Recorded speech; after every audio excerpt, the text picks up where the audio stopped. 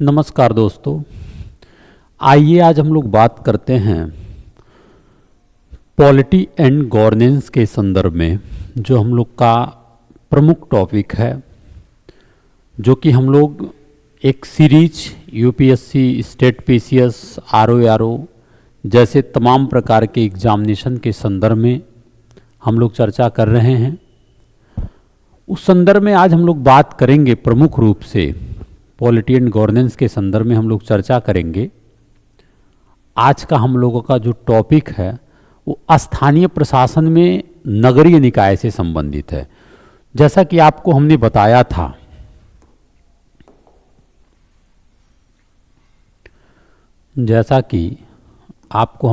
था, जो नगरीय निकाय है, नगरीय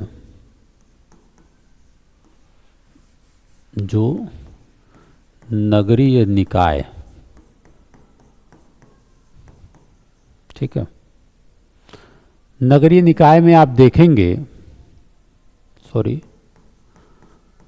नगरीय निकाय में आप देखेंगे जो संविधान का 74वां संविधान संशोधन है, ठीक है। जो संविधान का 74वां संविधान संशोधन है, जिसे 1992, जो कि 1993 में ये भी लागू हुआ था नरसिम्हा राव सरकार के द्वारा, ठीक है। इसमें नगरीय निकाय के बारे में बात किया गया है। आप देखेंगे नगरीय निकाय में सबसे पहले, सबसे ऊपर टॉप पे नगर निगम है, ठीक है। फिर आप देखेंगे तो नगर पालिका है, ठीक है। फिर आप देखेंगे तो नगर पंचायत है, देखिए इंपॉर्टेंट बात क्या है। इंपॉर्टेंट बात यह है यहाँ पे कि जो नगरीय निकाय है, जैसे आप देखेंगे ग्रामीण स्वशासन की बात हुई है, पिछले क्लास में हम लोग देखे थे कि जो ग्रामीण निकाय है जो 73वां संविधान संशोधन से संबंधित है। इसी प्रकार नगरीय निकाय 74वां, नगरीय निकाय जो है आपका 74वां संविधान संशोधन से संबंधित है, ठीक है। इसमें आप देखेंगे तो 18 विषय है। जैसे ग्रामीण निकाय में आपने देखा था 29 विषय, उसी प्रकार इसमें 18 विषय हैं, ठीक है। जैसे आप देखते हैं कि जो राज्य निर्वाचन आयोग है,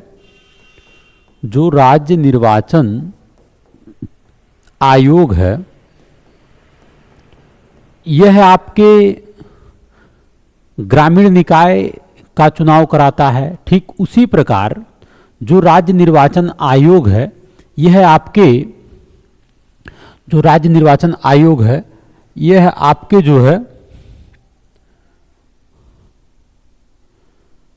यह आपके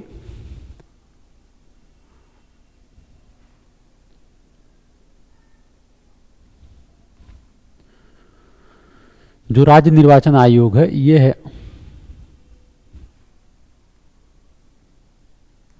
यह आपके नगरीय निकाय का भी चुनाव कराने के लिए जिम्मेदार है, ठीक है, जो नगरीय निकाय है।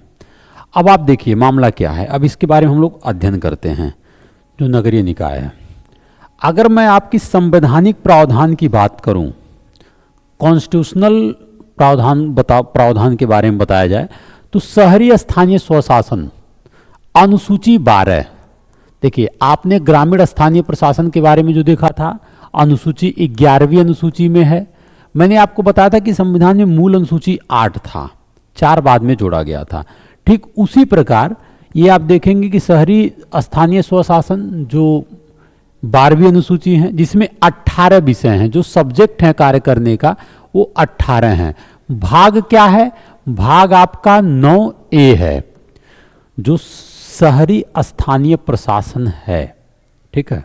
जो अर्बन लोकल गवर्नमेंट सिस्टम है, उसमें जो स्थानीय प्रशासन की बात किया गया है, वह आपका स्थानीय प्रशासन जो है भाग 9A में है। अनुच्छेद 243P से लेकर 243ZG तक है, ठीक है। अनुच्छेद 243P से लेकर के अनुच्छेद 243ZG तक है, ठीक है। ये इंपॉर्टेंट बात है।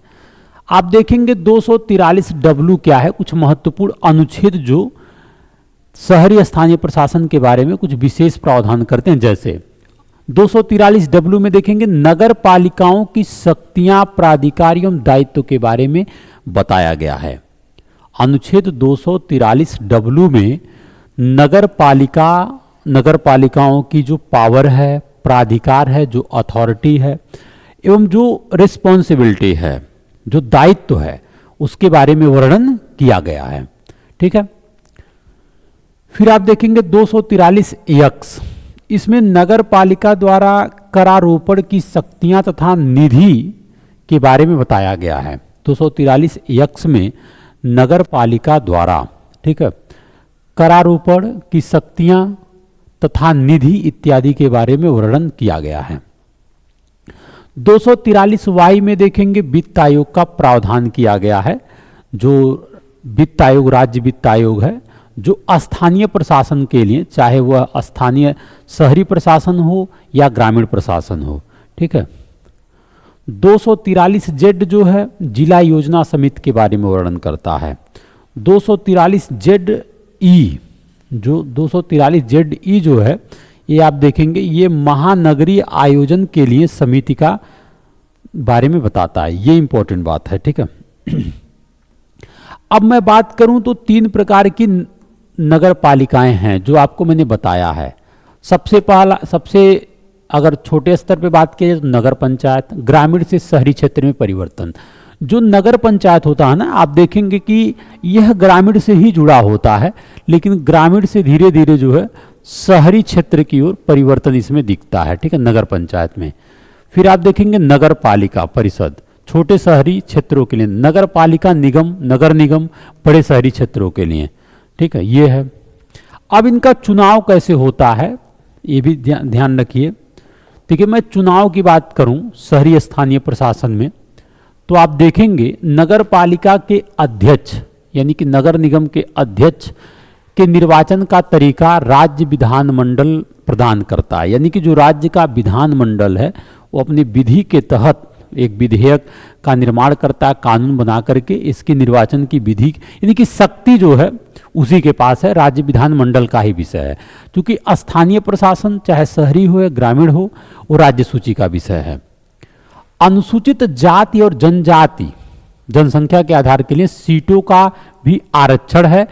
इसमें जो है जो ये लोकल गवर्नमेंट बॉडीज हैं, चाहे ग्रामीण हो या शहरी हो, इसमें आप देखेंगे कि एससी और एसटी के लिए जनसंख्या के आधार पर सीटों का आरक्षण का प्रावधान किया गया है, ठीक है।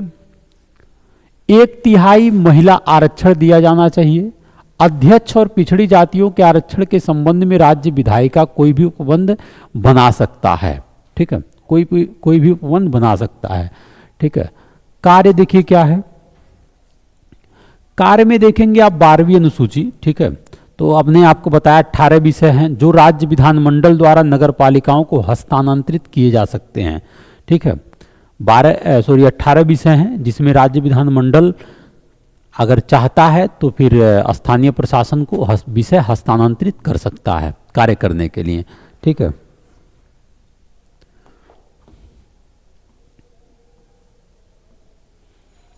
अगर मैं प्रकार की बात जो आपको मैंने बताया है, तो जैसे आपको बताया हमने नगर निगम, तो नगर निगम संबंधित राज्य विधानमंडल की विधि द्वारा राज्यों में स्थापना किया जाता है। केंद्र शासित क्षेत्र के संदर्भ में भारत की संसद द्वारा जो केंद्र शासित प्रदेश हैं वहां पे जो नगर निगम की प्रावधान है उनसे कानून बनाने की शक्ति है वो संसद के पास है, लेकिन राज्य स्तर पे राज्य विधानमंडल की विधि के तहत, ठीक है। प्रशासनिक ढांचा में आप देखेंगे महापौर जिसे आप मेयर कहते हैं की अध्यक्षता वाली परिषद होती है। अस्थायी समिति तथा नगर आयुक्त भी होते हैं। प्रशासनिक ढांचा अगर मैं बात करूं, जो नगर पालिका में नगर निगम होता है, प्रशासनिक ढांचा में वहां पे एक मेयर के पद का प्रावधान है। नगर आयुक्त के पद का जो वरिष्ठ सीनियर आईएएस अधिकारी होते हैं, ठीक है। तो आप देखेंगे महापौर जो मेयर की, ठीक है, इसकी अध्यक्षता में वाली एक परिषद भी होता है, अस्थायी समिति होती है, नगर आयुक्त होता है। उसी प्रकार आप देखेंगे नगर पालिका, नगर निगम से थोड़ा सा दूसरा संस्था है नगर पालिकाएं। कस्बों और छोटे शहरों के प्रशासन के लिए स्थापित की जाती है। राज्य में राज्य विधानमंडल द्वारा निर्मित अधिनियम से गठन इसका होता है। राज्य में राज्य विधानमंडल के द्वारा, मैंने बताया इस बारे में प्रशासनिक ढांचा क्या है? परिषद, प्रधान अध्यक्ष जो नगर पालिका का होता है, और अस्थाई समिति तथा मुख्य कार्यकारी अधिकारी। मुख्य कार्यकारी अधिकारी जो सीओ है, मुख्य कार्यकारी अधिकारी, ठीक है, ये इसमें होते हैं नगर पालिका में।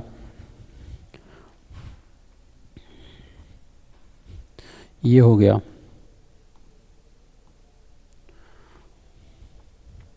इसी प्रकार आप देखेंगे कि नगरीय क्षेत्र समिति, नगरीय क्षेत्र समिति जो है यह छोटे कस्बे में प्रशासन के लिए गठित की जाती है। विधानमंडल के एक पृथक अधिनियम द्वारा गठित की जाती है। इसे पूर्ण या आंशिक रूप से राज्य सरकार द्वारा निर्वाचित नामित किया जा सकता है। आप देखते हो छावनी परिषद भी होता है, ठीक है। इसे 2006 के छावनी अधिनियम के प्रावधानों के तहत स्थापित किया गया है। यह विधान केंद्र सरकार द्वारा निर्मित किया गया है। केंद्रीय रक्षा मंत्रालय के प्रशासनिक नियंत्रण के अधीन कार्य करती है। छावनी परिषद में आंशिक रूप से निर्वाचित या नामित सदस्य शामिल होते हैं।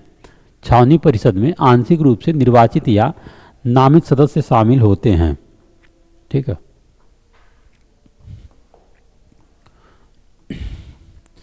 एक जो है इसमें कुछ और समितियां जो इंपॉर्टेंट है, जैसे जिला योजना समिति। आप देखेंगे नगरीय निकाय में बहुत इंपॉर्टेंट समिति है जिला योजना समिति। देखिए, यह राज्य विधायिका इसके चुनाव की प्रक्रिया निर्धारित करती है। जो जिला योजना समिति है, तो जो राज्य की विधायिका है, ठीक है, राज्य विधानमंडल आप जानते हैं विधानसभा और विधान परिषद से मिलकर बनता है। तो राज्य की विधायिका जो है इसके चुनाव प्रक्रिया निर्धारित करती है। अनुच्छेद 243 ZD पंचायतों और नगर पालिकाओं द्वारा तैयार योजना को संगठित करेगी और जिला स्तर पर एक विकास योजना का प्रारूप तैयार करेगी। तो यदि बात की जाए कि जिला योजना समिति जो DPC है, डिस्ट्रिक्ट पॉलिसी जो है कमेटी, इसका क्या कार्य है, तो आप कार्य ये जानेंगे कि यह पंचायतों के लिए जो लोकल गवर्नमेंट बॉडीज हैं और नगर पालिकाओं के लिए जो है एक योजना को संगठित करेगी और जिला स्तर पर एक विकास, जिला स्तर पर, ठीक है, डिस्ट्रिक्ट लेवल पर एक विकास योजना का प्रारूप भी तैयार करेगी, ठीक है। ये इंपॉर्टेंट बात है।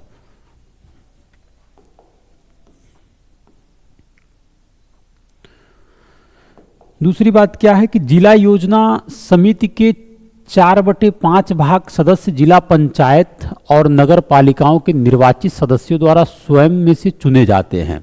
इस जिला योजना समिति के 4/5 भाग, यानी कि टोटल भाग में से 4/5 भाग सदस्य जो इसके मेंबर होते हैं वो जिला पंचायत और नगर पालिकाओं के निर्वाचित सदस्यों द्वारा स्वयं में से चुने जाते हैं, ठीक है। और 1/5 सदस्य मनोनीत किए जाते हैं। इसमें समिति के सदस्यों की संख्या जिले की ग्रामीण एवं शहरी जनसंख्या के अनुपात में होनी चाहिए। जो समिति जो कमेटी बनता है, समिति के जो सदस्यों की संख्या होती है वो जिले की ग्रामीण एवं शहरी जनसंख्या के अनुपात में होता है, ठीक है। ये हो गया। तो ये रहा, आपने देखा कि जो शहरी स्थानीय प्रशासन के बारे में जो वेरी इंपॉर्टेंट है। मुझे आशा है कि आप लोग इसको देखेंगे।